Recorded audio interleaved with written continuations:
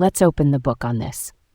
Today in Irvine, a dog trainer's shocking conviction raises questions about animal care practices.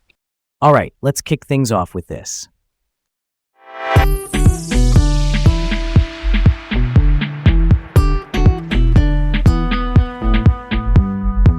I'm Garrett. And I'm Leah. Welcome to Laid Back Local, the news of the day with Leah and Garrett, broadcasting from Irvine. First up, Kwang Tony Chun Sit, a 54-year-old Irvine dog trainer and owner of Happy K9 Academy, was found guilty of animal cruelty and related charges in the deaths of 11 dogs under his care. Prosecutors said the dogs died from heat stroke and blunt force trauma, which means injuries from a hard impact. According to the case, Sit tried to quickly cremate the dogs and cover it up with help from Tingfeng Liu, a 24-year-old assistant who lived and worked with him while on a training visa from China. The deaths happened last summer, with one dog in June 2025 and 10 more later that month. Sit now faces more than 13 years in prison. Liu will be released for time served. Oversight, meaning active monitoring and accountability for care standards, is at the heart of this. And here's a tough detail. Sit charged up to $1,000 a week for training, even as this tragedy unfolded. The exact how of each death is still unclear, which makes closure harder for the families. This is brutal, not gonna lie.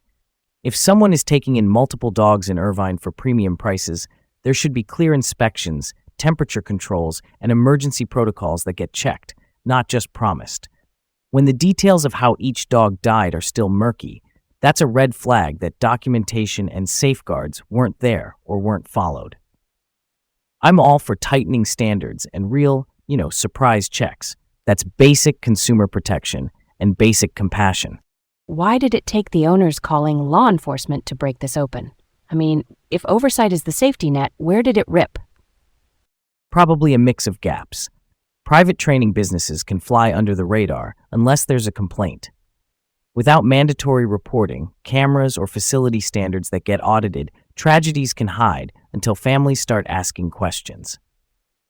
That's something the city and county can actually fix with clear rules and routine checks. Next up, Southern California is home to 3 of the fastest-growing zip codes in the country. A zip code is basically a postal area that often lines up with neighborhoods. Chino's 91708 leads with a massive 1,318% jump in housing from 2014 to 2023, largely because of the Preserve, a master-planned community, which means a large area designed all at once with homes, parks, and shops baked in. Irvine's 92618 also surged, driven by the Great Park neighborhoods built on the former El Toro Military Air Base, and Los Angeles 9094 climbed too. The draw here is affordability relative to nearby hotspots and a family-friendly setup. It's a snapshot of shifting housing demand and how cities are building out. Wild stat, Chino's 91708 population rose 402% in 9 years. That's a whole new city, basically. That's fascinating. Growth at that pace means jobs, schools, and parks have to catch up fast. Why these areas? Land to build on and planned communities that make daily life easier. For Irvine's 92618, Great Parks design, paths, sports fields, and community centers creates that instant neighborhood feel. The flip side is infrastructure pressure. Roads, transit, and classrooms need to scale right away, not 3 years later. If the planning stays ahead of the move-in rush, that's where the quality of life holds steady. Next up, Free Shakespeare in the Park is rolling across SoCal this summer. Shakespeare by the Sea, a Long Beach-based company founded in 1998, and the Independent Shakespeare Company, known for theater in the round at Griffith Park, are bringing classics like Macbeth and Coriolanus to outdoor stages. At Griffith Park in Los Angeles, Coriolanus runs from June to July 2026. Down the coast, Dana Point hosts the Comedy of Errors in July 2026. These shows are free, donations encouraged, means pay what you can to support the troupe. Some venues add live music and food trucks, so it's a night out without a big price tag. Despite budget cuts, one troupe still chose Macbeth for its high drama and crowd pull. That's commitment to keeping the arts accessible. I love this. Open-air shows. Pack a blanket, watch world-class performances for $0, then kick in a few if you can.